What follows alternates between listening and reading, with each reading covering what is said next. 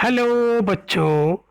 हिंदी व्याकरण की आज की इस ऑनलाइन क्लास में आप सभी का बहुत बहुत स्वागत है। बच्चों, आज हम समास का अर्थ, परिभाषा एवं इसके सभी भेदों की चर्चा करेंगे। समास भी उपसर्ग एवं प्रत्यय की तरह एक महत्वपूर्ण टॉपिक है जिससे एक या दो प्रश्न सभी प्रकार की परीक्षाओं में अवश्य पूछे जाते हैं।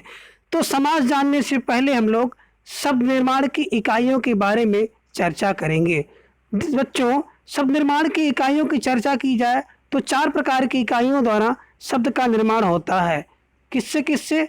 संधि द्वारा, दूसरा आपका होता है उपसर्ग द्वारा, और तीसरा होता है प्रत्यय द्वारा, और चौथा होता है समास द्वारा। किसके किसके?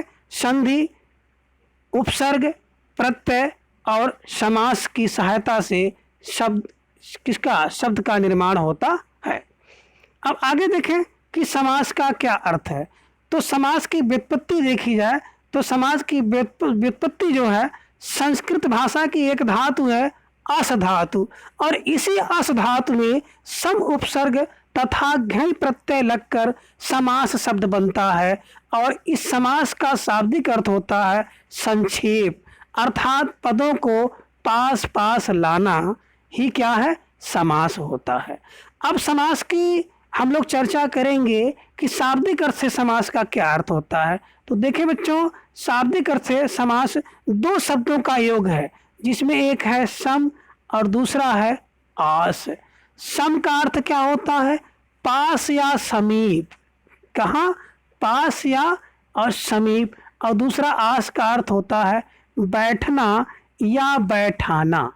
किसको? पदों का पास पास या समीप बैठना या बैठाना ही समास कहलाता है। क्लियर? अब देखें, जो समास है इसका अर्थ क्या हुआ कि पदों का आस पास बैठना क्या है? समास कहलाता है। आगे देखें कि समास की परिभाषा। तो समास की परिभाषा इस प्रकार हो सकती है। क्या? जब दो या दो से अधिक शब्द या पद मिलकर नया व सार्थक पद बनाते हैं तब उस नए सार्थक शब्द या पद को समास कहते हैं। और इस प्रकार जो नया शब्द बनता है या पद बनता है उसका उद्देश्य होता है कि कम से कम शब्दों में अधिक से अधिक अर्थ को स्पष्ट करना। अब देखें बच्चों, दूसरी परिभाषा क्या हो सकती है समास की, उसको लिख सकते हैं आप। परस्पर संबंध रखने वाले दो या दो से अधिक शब्दों का मेल ही समास कहलाता है। क्या कह रहे हैं? परस्पर संबंध रखने वाले दो या दो से अधिक किसके शब्दों का मेल ही समास कहलाता है। और जब शब्दों का मेल होगा तो इस मेल की जो प्रक्रिया होती है, इस प्रक्रिया को संक्षेपीकरण कहते हैं। क्या कहते हैं? संक्षेपीकरण कहते हैं। और समास बनाने की प्रक्रिया में विभक्त चिन्हों का, प्रसर्गों का या योजक शब्दों का लोप हो जाता है जिससे समास बनता है। किसका किसका? कह रहे हैं कि समास बनाने की प्रक्रिया में किसका? प्रसर्ग का, योजक चिन्ह का, विभक्त चिन्ह का लोप हो जाता है। और जब समास का हम लोग विग्रह करते हैं, यानी कि समासिक पदों को खंडित करते हैं, विग्रह करते हैं, तो क्या करते हैं? जो समस्त विभक्तियां थीं, जो पद थे, उनको क्या किया जाता है?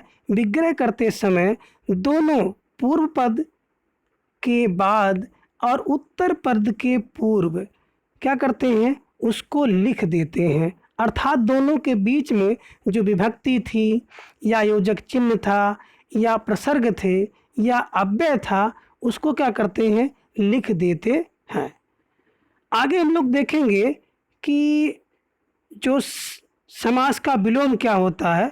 तो समास का विलोम जब भी देखें तो समास का विलोम होता है व्यास।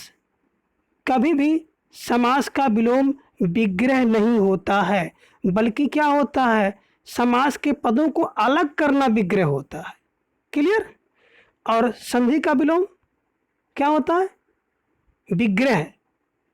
और विग्रह नहीं उस विकल्प में रहेगा तब आप विच्छेद लिख सकते हैं। और समास का क्या किया जाता है, विग्रह किया जाता है और संधि का विच्छेद किया जाता है। आगे देखें, एक शब्द आपको दिख रहा है यथाशक्ति। यथाशक्ति का अगर विग्रह किया जाएगा तो क्या होगा, शक्ति के अनुसार। राजकुमार का विग्रह होगा तो क्या होगा, राजा का कुमार। अर्थात जब किसी समास का हम लोग विग्रह करते हैं तो क्या करते हैं, जो मूल शब्द है उसको उसी रूप में रहने देते हैं। जैसे यथाशक्ति है तो आपने क्या लिखा, शक्ति के अनुसार। राजकुमार है तो आपने लिखा राजा का कुमार। अर्थात पूर्व पद और उत्तर पद के बीच में जो चिन्ह है, जो प्रसर्ग है, यो उपसर्ग है या योजक चिन्ह है, उसको लिख देते हैं। जैसे राजा और बीच में आपने क्या लिखा, व्यक्ति का, और बाद में लिखा कुमार। इस प्रकार से हो गया राजकुमार। एक और होता है हवन सामग्री, अर्थात हवन के लिए सामग्री। इसमें क्या करते हैं, जो पूर्व पद है, पूर्व पद क्या है, हवन है, उत्तर पद क्या है, सामग्री है, और उसके बीच में क्या लिखा गया, कारक चिन्ह, विभक्ति चिन्ह, योजक, अव्यय आदि को लिख दिया जाता है। जैसे इसमें लिखा गया कि हवन के लिए सामग्री। अब हम लोग चलते हैं, देखते हैं कि जो समास हैं, समास के कितने भेद हैं। तो बच्चों, समास के जो भेद बताए गए हैं वो 6 प्रकार के भेद होते हैं। आप इनको देख सकते हैं कौन कौन से। पहला समास का भेद है अव्ययी भाव समास, दूसरा तत्पुरुष समास, तीसरा कर्मधारय समास, चौथा द्विगु समास, पांचवा द्वंद्व समास और छठा है बहुव्रीहि समास। इस प्रकार समास के जो प्रमुख भेद हैं कितने हैं, 6 भेद हैं। इसी में हम लोग चर्चा कर लेते हैं। प्रायः जो आपका द्विगु समास है और एक कर्मधारय समास है, इन दोनों को तत्पुरुष के अंदर रखा जाता है, इसके अंतर्गत माना जाता है। अब देखें, पदों की प्रधानता के आधार पर अगर वर्गीकरण किया जाए तो पदों की प्रधानता के आधार पर 4 प्रकार होते हैं। पूर्व पद वाले अर्थात पूर्व पद प्रधान, जैसे अव्ययी भाव। उत्तर पद प्रधान के अंतर्गत तत्पुरुष, कर्मधारय और द्विगु। दोनों पद के अंतर्गत द्विगु समास आता है। और दोनों पद अप्रधान हो, अर्थात दोनों में से किसी पद की प्रधानता ना हो, तो बहुव्रीहि समास आता है। इस प्रकार से हम लोगों ने समास का अर्थ, इसकी परिभाषा और प्रकार को आज की क्लास में जाना। अगली क्लास में हम लोग समास के अंतर्गत जो पहला भेद है अव्ययी भाव समास के बारे में जानेंगे। Thanks for watching.